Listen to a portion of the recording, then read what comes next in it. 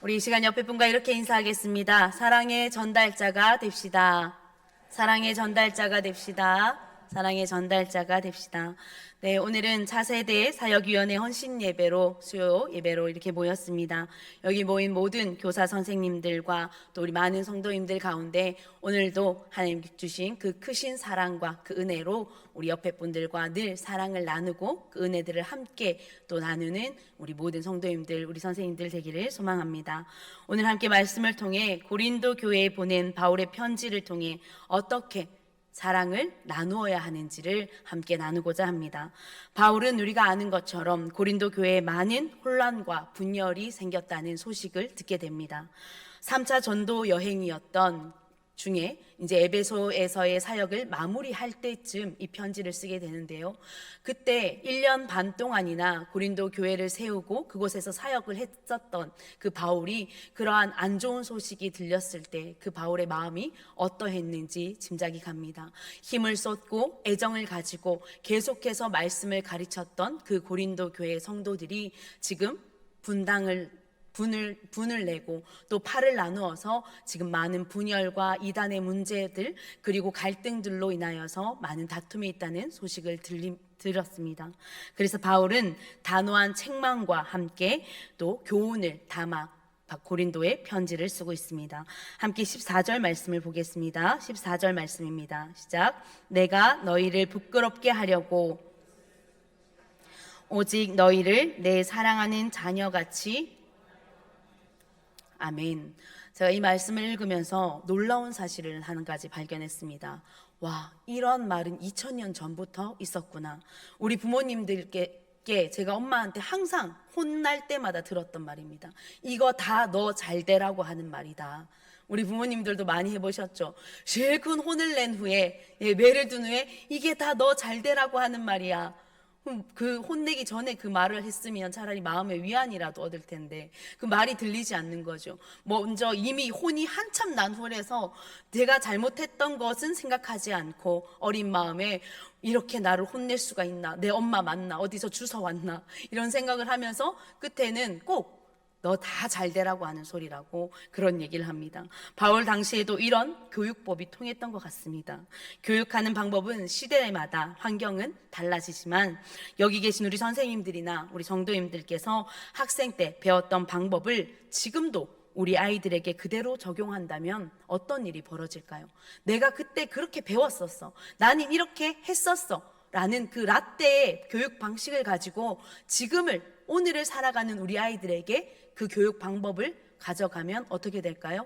요즘 시대의 말로 1도 안 먹힙니다. 우리 아이들은 듣지도 않고 에이 그렇게 하면 안 돼요 라고 선생님을 무시하거나 부모님하고 더 이상 말을 섞으려 하지 않을 것입니다.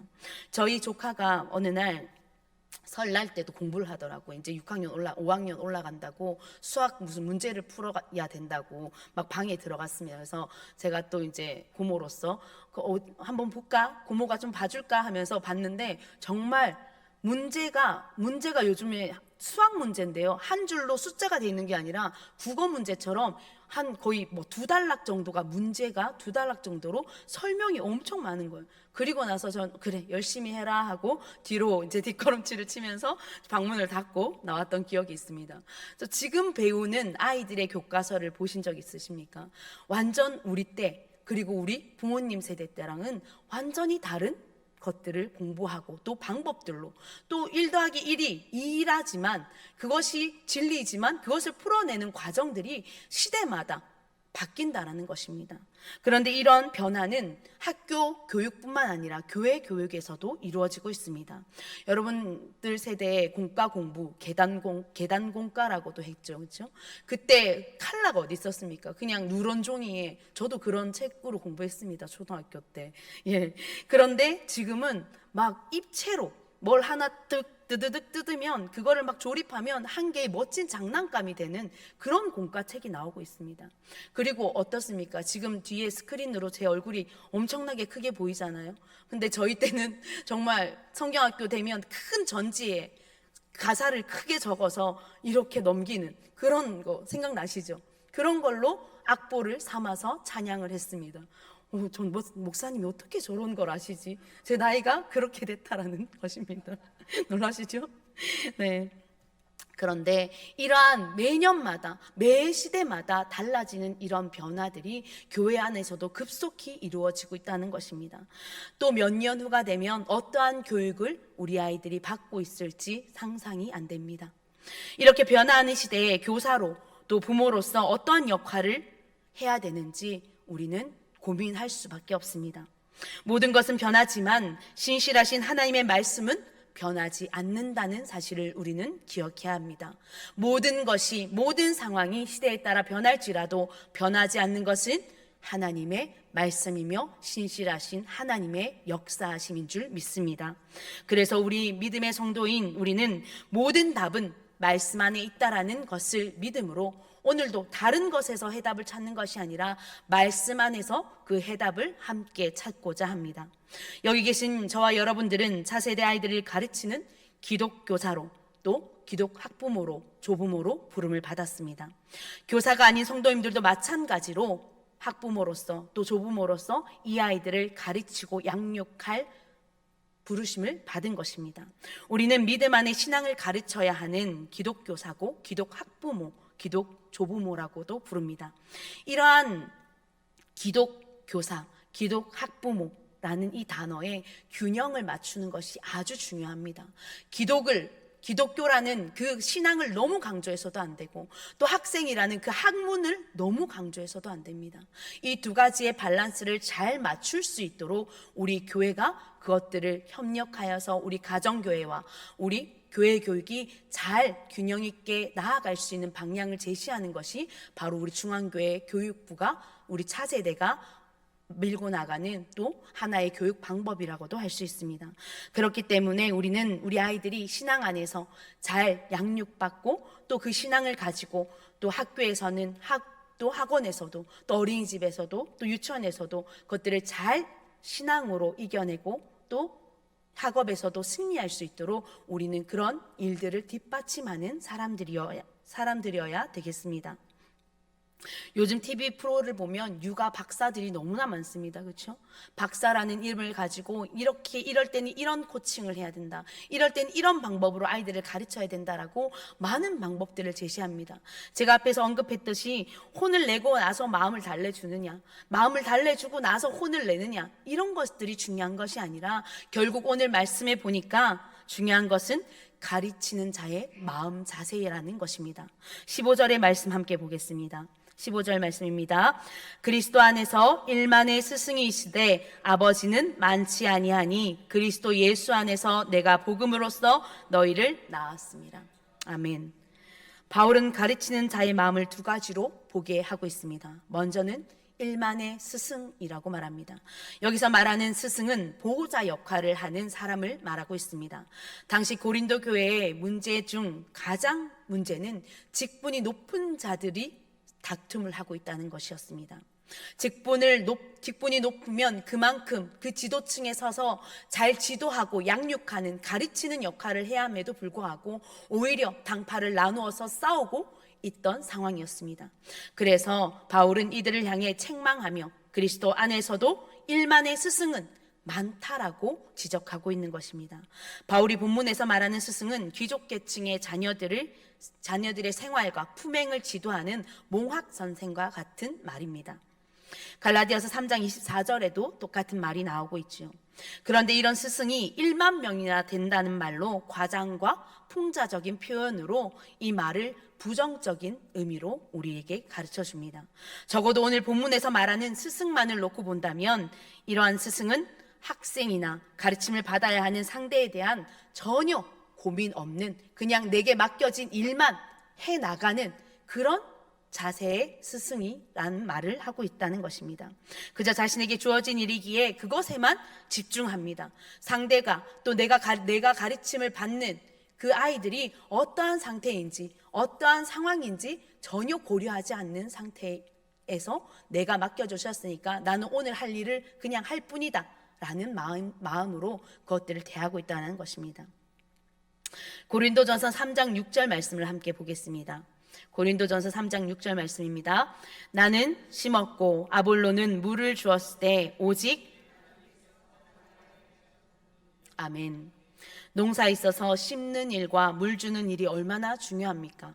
무엇을 심느냐에 따라 열매가 달라집니다. 또 심었다고 끝나는 것이 아니지요. 여기서 물을 주었다라는 것은 자라나는 데까지 필요한 모든 일들을, 수고를 말하는 것입니다.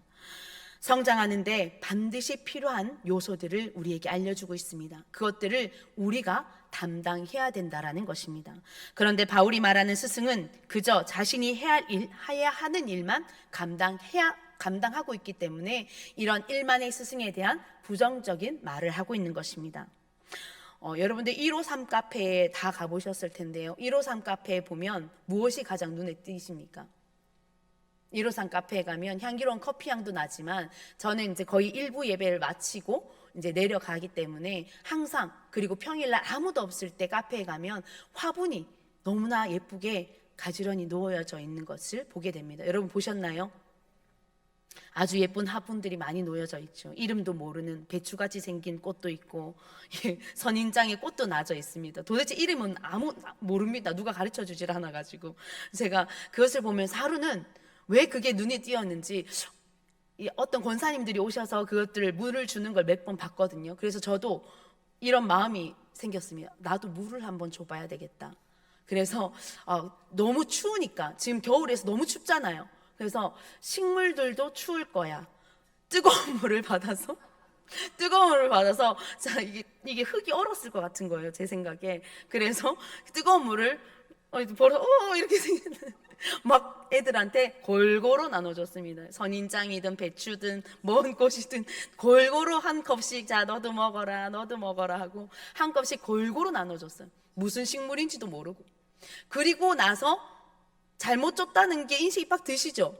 근데 저는 나 너무 잘했어, 뿌듯해 라는 생각을 가지고 자리에 앉아서 그 하루를 시작했습니다. 그리고 3일이 지났습니다. 그리고 나서 또 그 화분이 눈에 또 들어왔습니다. 똑같이 미리 검색을 했어야 되는데 왜 그랬는지 지금도 알 수가 없습니다. 왜 그랬는지.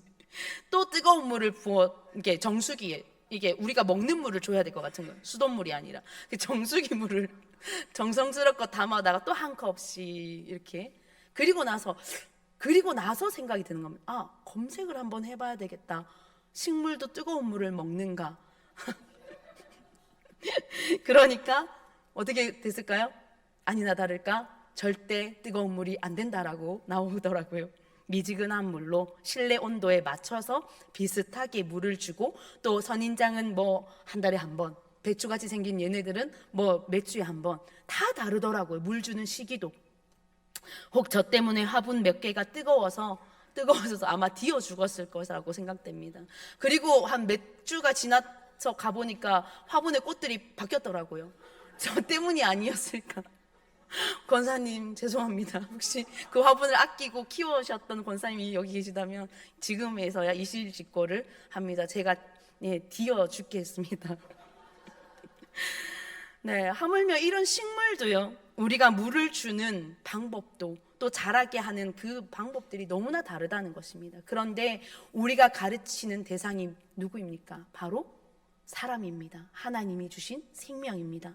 그렇기 때문에 우리는 그 한 생명 한 생명을 어떠한 마음으로 바라봐야 됩니까? 일만의 스승은 많으나 아비는 없다라고 말한 이 바울의 마음이 어떠한 마음인지를 우리는 이 말씀을 통해 깨달을 수 있습니다. 15절 하반절 말씀을 함께 보겠습니다. 시작. 그리스도 예수 안에서 내가 복음으로써 너희를 낳았습니다. 아멘. 바울은 이러한 일만이나 있지만 생명력이 없는 스승이 아닌 부모가 되라고 말합니다. 고린도 교회는 바울이 개척한 진짜 가슴으로 낳은 아들과 같은, 자식과 같은 교회였습니다. 이런 의미에서 바울은 낳았다라는 표현을 하고 있습니다. 바울은 앞에서 말하였던 일만의 스승은 자신과 다르다는 것을 분명히 말합니다. 나는 그런 일만의 스승과 같은 사람이 아니라 나는 너희를 낳은 부모와 같은 심정으로 지금 책망과 교훈을 하고 있는 것이다. 그냥 듣기 좋으라고 하는 말을 하는 것이 아니라 진짜 너희가 잘 되라는 그런 마음을 가지고, 사랑을 가지고 너희를 훈계하고 있다라고 말하는 것입니다.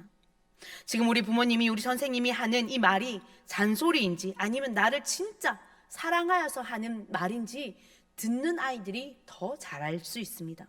주는 물을 먹는 아이들이 더 잘 알기에 부모가, 교사가 책임이 아닌 사랑으로 주는 물을 먹은 아이들은 성장합니다. 죽지 않습니다.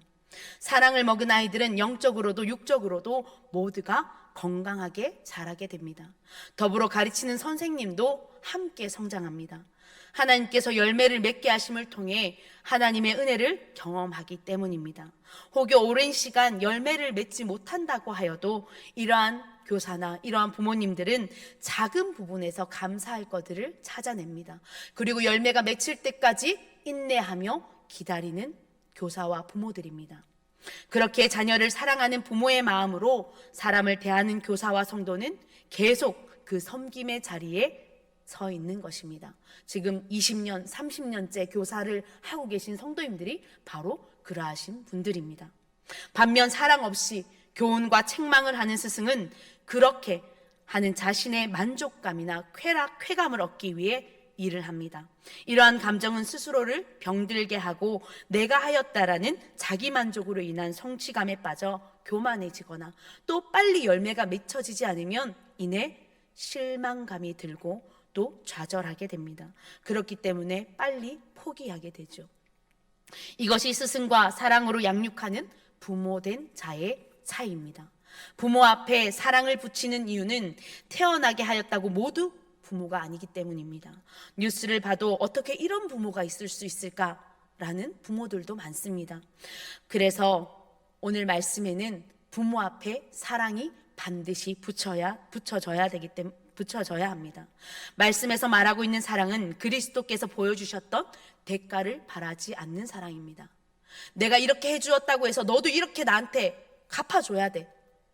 기부했으니까 너는 테이크를 해줘야 돼. 기브 앤 테이크가 확실한 관계, 그런 것이 하나님께서 말하는 관계가 아니라는 것입니다. 이러한 기브 앤 테이크가 이루어지는 것은 사회에서, 아니면 오늘 말씀에 나오는 일만의 스승이나 하는 짓입니다. 온전히 그냥 아가페적인 사랑, 그리스도께서 나를 사랑하시고 나의 죄를 아낌없이 용서해 주시기 위해서 이 땅에 오신 그 그리스도의 사랑을 본받는 저와 여러분들의 삶이 되기를 소망합니다. 오늘 말씀 전에 이렇게 서로 인사했습니다. 사랑의 전달자가 됩시다. 그리스도 안에 있다고 해서, 스승이라고 해서 모두가 하나님의 부르심에 바른 교훈과 책망을 하고 있는 것이 아니라는 것을 이제 알았습니다. 이 자리에 계신 모든 우리 차세대를 맡고 있는 선생님들, 또 우리 모든 성도님들께서 그리스도 안에서 그리스도의 사랑으로 충만해지시기를 축복합니다. 마지막으로 지난 사술절 묵상 내용 중 최봉석 목사님의 이야기가 나온 적이 있는데요. 보신 분들은 기억하실 것입니다. 최곤능 목사님으로도 알려진 목사님이신데, 일제감정기였던 당시 신사참배를 하지 않는다는 이유로 경찰에 끌려간 적이 있다고 합니다. 경찰들에게 실컷 두들겨 맞고 서도 감옥에서 계속 혼자서 찬양을 하고 옆에 있는 죄수들에게 복음을 전하니까 경찰이 다시 끌고 와서 또 때리기 시작했답니다. 그 때리니까 예수천당, 또 맞을 때마다 예수천당, 한 대 맞을 때마다 입 밖으로 나오는 소리가 부르짖음이 아니라 아야 하는, 아프다는 소리가 아니라 예수천당, 예수천당을 외쳤다고 합니다. 그러자 경찰이 그만하라고, 시끄럽다고 말합니다. 지금 예수가 어딨냐고, 너를 때리고 너를 구원할 사람은 바로 일제 황제다, 신사참배를 해라 라고 윽박질렀다고 합니다. 그때 이 목사님이 한마디 하십니다. 내 몸에는 예수로 가득 차서 나를 건드리거나 나를 때리면 나에게 나오는 것은 오직 예수밖에 없다라고 고백했다고 합니다. 사랑하는 성도 여러분, 여러분은 무엇으로 가득 차 있습니까? 이전까지 무엇으로 가득 찼던지 상관없습니다. 지금 이 자리에 다시 한번 다짐하며 내 안에 예수가 아닌, 그리스도의 사랑이 아닌 다른 것으로 채워졌다면 이 시간 모든 것들을 비워내고 다시금 성령의 은혜로, 예수 그리스도의 사랑으로 가득 채우는 저와 여러분들의 삶이 되기를 축복합니다.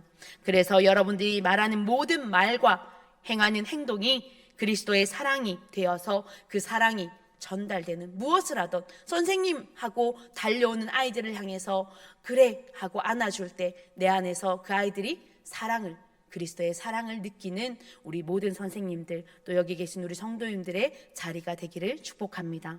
우리 부서도 또 우리 공동체가 서로가 서로에게 사랑이 되고 또 서로가 서로를 성장케 하는 교사와 학생, 또 성도와 성도가 되기를 축복합니다. 함께 기도하겠습니다.